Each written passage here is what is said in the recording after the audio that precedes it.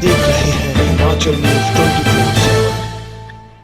नमस्कार, जितेंद्र पंकज शर्मा के साथ आप देख रहे हैं हिमाचल न्यूज 24/7। समूचे विश्व के कोरोना संक्रमित लोगों की तुलना में भारत में ये संख्या बहुत कम है। वहीं अगर बात करें अन्य राज्यों की अपेक्षा में प्रदेश में भी इस महामारी से संक्रमित लोगों की तादाद बहुत कम है, लेकिन इस अवस्था में भी एहतियात रखने की नितांत आवश्यकता है। वर्तमान में निर्धारित दिशा निर्देशों का पालन बहुत ज़रूरी है। विगत कुछ दिनों में प्रदेश कोरोना संक्रमित लोगों की संख्या बढ़ने का मुख्य कारण बाहरी राज्यों से आए लोगों का रहा है, लेकिन इससे भी भयभीत होने की आवश्यकता नहीं है, क्योंकि इन सभी लोगों को इंस्टीट्यूशनल क्वारंटाइन में रखा जा रहा है। ये वक्तव्य हिमाचल प्रदेश पुलिस महानिदेशक सीताराम मरडी ने अपने दैनिक संदेश में देते हुए बताया। महानुभाव, प्रदेशवासियों का सौभाग्य है कि कोरोना महामारी के चलते संकट की इस घड़ी में उनका मनोबल बढ़ाने के लिए निरंतर प्रदेश के पुलिस महानिदेशक सीताराम मरडी न केवल प्रेरक प्रसंगों के माध्यम से प्रदेशवासियों को इस विपदा के समय कोरोना संक्रमण जैसी बीमारी से लड़ने के लिए प्रेरित ही करते हैं, अपितु वो प्रदेशवासियों को पूर्ण सजगता और एहतियात से जीवन जीने के लिए भी प्रतिदिन अपना संदेश संप्रेषित करके उनका उत्साहवर्धन करते हैं। हिमाचल प्रदेश के पुलिस महानिदेशक सीताराम मरडी कोरोना वायरस के संदर्भ में सरकार द्वारा लिए गए विभिन्न निर्णयों से भी प्रदेशवासियों को अवगत करवाते रहते हैं। उन्होंने कहा कि प्रत्येक नागरिक को अपनी जिम्मेवारी का निर्वहन पूर्ण सजगता और तत्परता, कर्तव्य निष्ठा के साथ करना होगा, ताकि किसी भी स्तर पर कोरोना वायरस प्रदेश में पांव न पसार सके। आइए आपको सुनाते हैं हिमाचल प्रदेश के पुलिस महानिदेशक सीताराम मरडी का आज का ये सार्थक संदेश। हिमाचल प्रदेश में कोविड-19 के कुल मिला के 290 केसेस हुए हैं और इनमें से 204 केसेस एक्टिव है, 77 केसेस डिस्चार्ज हुए हैं और 5 डेथ हुई है। हमारा जो सेकेंड बैटल का अधिकतर केसेस जो बाहरी राज्यों से हिमाचल आए हैं, ये कैरियर बन के आने की वजह से हुआ है और इनको क्वारंटाइन में रखा गया है, इसलिए ज्यादा चिंता करने की आवश्यकता नहीं है, लेकिन फिर भी हमें सतर्क रहने की आवश्यकता है।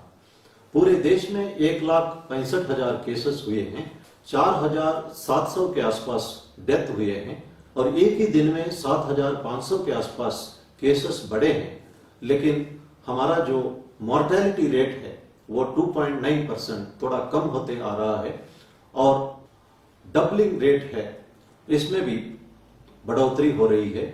ये स्थिति थोड़ा संतोषजनक है। तो पूरे विश्व में भारत का पोजीशन 9th पोजीशन है नंबर ऑफ केसेस के हिसाब से और 13th पोजीशन है नंबर ऑफ डेथ के हिसाब से।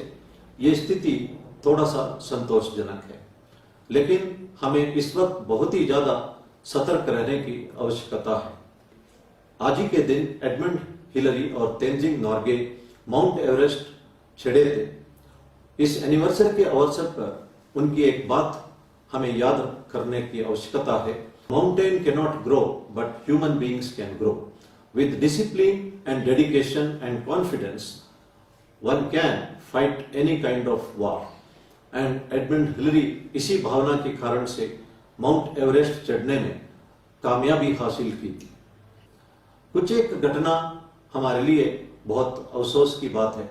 बिलासपुर में एक कंडक्टर जो होम क्वारंटाइन में था, वो सरेआम बाजार में घूमते रहा और बाद में पॉजिटिव पाया गया। इस कारण से एंटायर एरिया को सील करना पड़ा। ये एक गैर जिम्मेदारान हरकतें हैं, इसके लिए मुकदमा दर्ज करना पड़ा।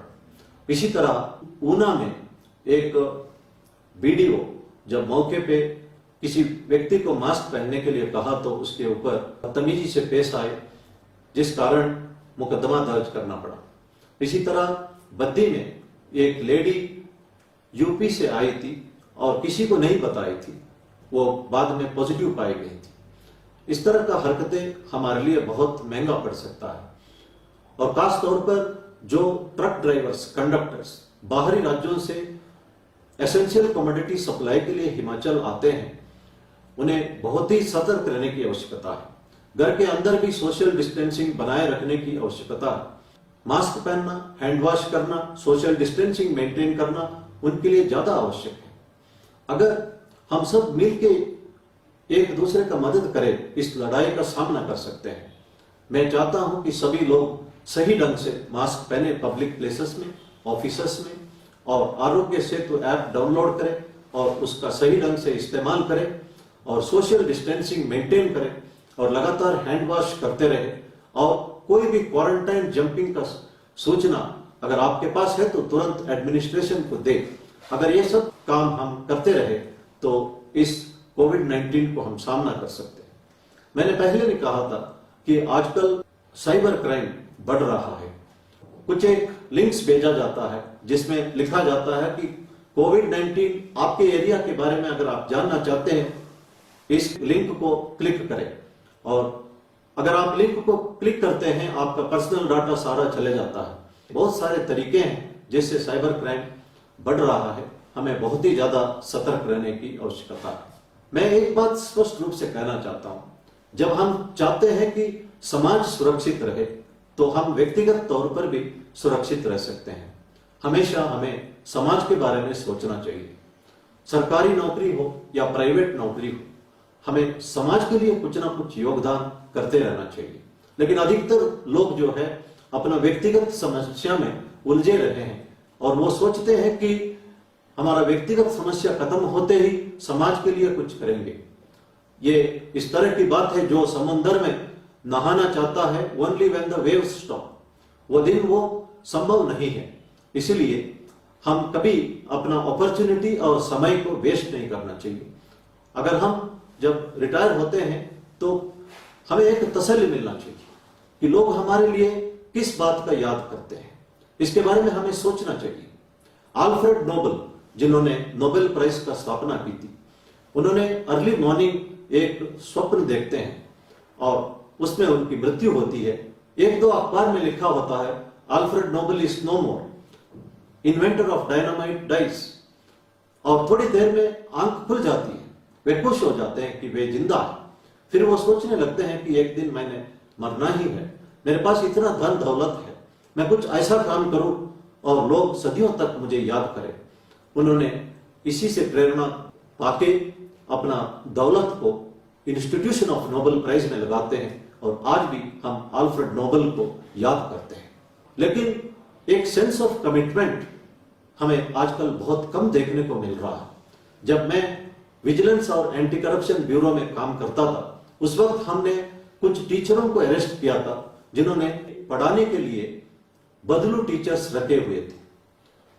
उसका मतलब लेट अस से एक टीचर को अगर 50,000 रुपया तनख्वाह मिलता है, उन्होंने 6,000 रुपए के लिए दूसरा टीचर रखा पढ़ाने के लिए और ये टीचर ठेकेदारी या कोई और काम करते रहे।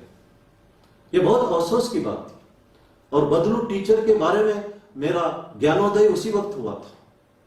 मैं तमाम टीचरों, चाहे प्राइमरी स्कूल हो, हाई स्कूल हो, कॉलेज हो, यूनिवर्सिटी के प्रोफेसर्स हो, इनके लिए एक एग्जाम्पल दोहराना चाहता हूं। डॉक्टर अब्दुल कलाम जी जब भारत के राष्ट्रपति थे, उन्होंने शिमला का विजिट किया था।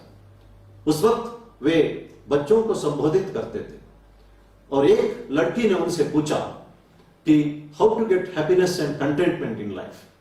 डॉक्टर कलाम ने जवाब दिया है कि happiness and contentment will come with commitment to one's profession. उन्होंने एक एग्जाम्पल दिया।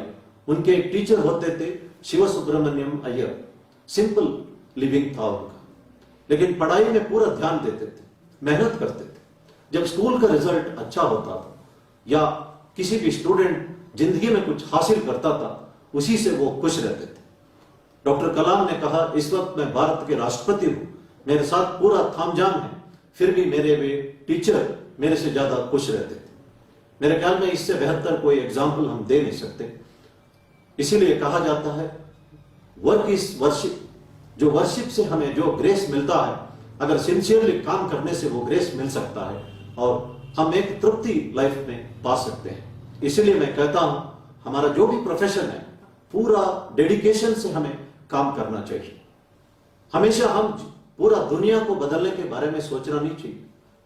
कोई भी दुनिया को बदल नहीं सकता except the person who has made this world. सिर्फ भगवान ही दुनिया को बदल सकता है। हम अपना लिमिटेड स्फीयर ऑफ एक्टिविटी में जो कुछ कर सकते हैं वो करना चाहिए। एक टीचर चाहे 5 स्टूडेंट्स या 10 स्टूडेंट्स का जिंदगी बदल सकता है, वो करना चाहिए। अगर हम कुछ लोगों को मदद कर सकते हैं, करना चाहिए। दुनिया के बारे में सोचने की आवश्यकता नहीं है। समुद्र के किनारे पे स्टार फिशेस आते थे। एक व्यक्ति उन स्टार फिशेस को उठा के वापस समुद्र फेंकता था। दूसरे ने पूछा, यहाँ हजारों हैं, माइल्स टुगेदर है, आप कितना फेंकोगे? उसने ये जवाब दिया कि अभी समुद्र का जो टाइड है रिसीड हो रहा है, ये एक स्टारफिश को उसने उठाया, अगर मैं इसको फेंकता नहीं हूं तो ये पानी के लिए तड़पेगा और मरेगा, और वो फेंकता है और कहता है कि it will make difference to this particular starfish. ये हमारी एटीट्यूड होना चाहिए। Let it be one individual, few individuals, हमारा योगदान होना चाहिए। और मैं कहता हूं कि चाहे स्वीपर्स हो, आशा वर्कर्स हो, हेल्थ वर्कर्स हो, डॉक्टर्स हो, नर्सेस हो, पुलिसमैन हो, होमगार्ड हो, हर एक का योगदान श्रेष्ठ होता है, उसको हमें सम्मान करना चाहिए। दिल्ली में एक कांस्टेबल अपना नाइट पेट्रोलिंग ड्यूटी सिंसियरली कर रहा था। उस वक्त तंदूर के बाहर थोड़ा सा बाल देखा उसने, he climbed up and pulled the hair and a small piece of skull came, and that's how entire tandoor murder case was worked out. ये उसका योगदान है, अप्रिशिएबल है। इसलिए किसी का भी योगदान कभी छोटा नहीं होता या बड़ा नहीं होता। हमें किसी भी नौकरी हो, डेडिकेटेड होके काम करना चाहिए। भारतीय पुलिस का इमेज बहुत सुधारा है। हम अगर 20वीं शताब्दी देखें, हिंदी फिल्म्स में पुलिस को एक मजाकिया तौर पर दिखाया जाता था। आज लोग उन फिल्म्स को देखना पसंद करते हैं जहां पुलिस अफसर को एक जांबाज के तौर पर, एक सिंघम के तौर पर, एक ऑनेस्ट पुलिस अफसर के तौर पर दिखाया जाता है। इसीलिए फिल्म प्रोड्यूसर्स भी आजकल ऐसे फिल्म बनाने लगे हैं जहां पे जांबाज ऑफिसर्स को दिखाते हैं। उन्होंने समझ लिया है कि लोग इसको देखने पसंद करते हैं, और पुलिस कभी क्रिटिसिज्म से घबराता नहीं है। क्रिटिसिज्म से हम अपने आप को इंप्रूव कर सकते हैं, otherwise we will be like a rusted iron. Gold shines more when it is hammered, the sandalwood gives more fragrance when it is rubbed. The Indian police has shined today. जब भारत के प्रधानमंत्री जी ने स्वयं कहा है कि भारतीय पुलिस का इमेज इस वक्त बदला हुआ है, यह बहुत संतोषजनक स्थिति है। मैं इस वक्त कंक्लूड करते वक्त 4 बातें कहना चाहता हूं। पहला, वर्क इज वर्शिप। अगर हम अपना ड्यूटी सिंसियरली करें, डेडिकेटेड तौर पर करें, हमारी तरफ से समाज को योगदान देते रहे, हमें किसी भी मंदिर जाने की आवश्यकता नहीं है। दूसरा, जो समाज को सुरक्षित रखना अगर हम चाहे, हम व्यक्तिगत तौर पर सुरक्षित रहेंगे। समाज की सुरक्षा और व्यक्ति की सुरक्षा में कोई अंतर नहीं है। तीसरा, when we help others, we are basically helping ourselves. और चौथा, when we respect others, we are basically respecting ourselves. There is absolutely no difference respecting others and respecting oneself. मैं इन बातों के साथ अपना ब्रीफिंग खत्म करना चाहता हूं, और अगला डीजीपी आगे का प्रेस ब्रीफिंग करेंगे। धन्यवाद। जय। हिमाचल न्यूज़ 24/7 के लिए शिमला से ब्यूरो रिपोर्ट।